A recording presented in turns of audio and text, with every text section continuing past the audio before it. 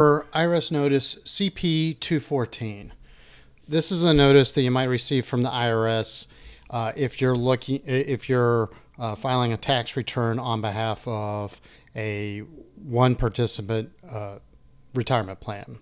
So we're going to go through this notice, talk about what you should do, and cover where you can find more information from the IRS. So before we begin with the meat of this notice, I want to point your attention to the top of it. So in the upper right hand corner, you'll see the notice number. This one is CP214. There's a notice date followed by an employer ID number and plan number, and then a contact phone number for the IRS. Over here on the left hand side is the address, name and address field for you down here as the taxpayer. So the first thing that I would suggest is making sure that you have the correct address on file with the IRS. So if you don't, then any additional lead time that if you need to take action on a particular item, the lead time because of lost mail or rerouted mail, the IRS does not take that into consideration. So if there's an action item, if for some reason something's due within 30 days of this January 25th notice date, it doesn't matter if your notice spent 10 days in the mail trying to catch up to you. The IRS will hold you accountable to the date on the notice.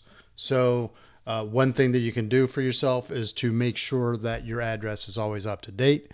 You can call the IRS if you've recently changed locations, or you can file the IRS change of address forms. And we'll put links in the show notes to the resources we've created on those change of address forms. So let's take a closer look at what this notice is telling us. So it shows that the taxpayer previously filed a form 5500 EZ in this case, or a 5500 SF. So the EZ is a one participant retirement plan tax return, something like a solo 401k, for example. And then the 5500 SF is a short form of a small employee benefit plan. So, two different types of tax returns, but basically the same notice. So it's directing us to use information below to determine whether or not you need to actually file one of those tax returns for the period ending up here, which is currently redacted. And if you did do that, then you would either file a paper form 5500 EZ or an electronic short form online through the ERISA filing acceptance system. This is contact information at the bottom of this. You don't really need to do anything with this, but what you can take a look at is, my apologies, we're going to have to scroll back down and take a closer look. So basically it outlines the high points of 5500 Form 5500 filing requirements. For a one participant plan, you don't have to file if your assets don't exceed $250,000 unless it's your final tax year for the plan. And if you do need to file, then you would complete the form, you would sign it, you would mail it to the Department of Treasury based on the address provided here, or you could file through the EFAS2 filing system.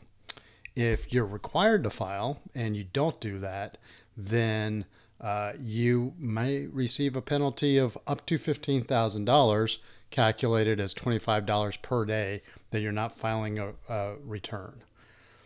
So there's no concrete due date here, but that would be the due date for your annual tax return.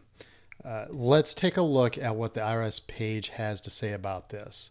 Again, kind of reiterating some of The items here, you don't have to respond to this particular notice because it's a reminder notice. It's just telling you, hey, be aware of your filing requirements. And there are some frequently asked questions, such as when are the notices sent? 2 months before your plan year ends. So that should give you plenty of time to determine if you need to file. And then there are some other frequently asked questions that you can access for more information. And always, if you have any customer service questions, you can call the IRS at their 829-5500. This is a different phone number from their traditional 800-829-1040. So there are probably a lot fewer taxpayers that call this number. You should be able to reach out to the IRS, get a human on the phone, and resolve your questions fairly simply. So again, this is just a reminder notice CP214 saying, hey, double check to make sure that you either do or don't have to file. And if you do have to file, make sure you file in a timely manner because there are tax penalties associated with late filing. As I mentioned, we'll put links in the show notes to resources we've created about some of the tax forms mentioned here.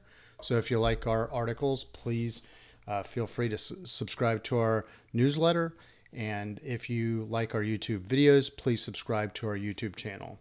And as always, if you have any questions or comments, or if there's any questions that you might that we can help you with, please post them in the comments section. Thank you very much and have a great day.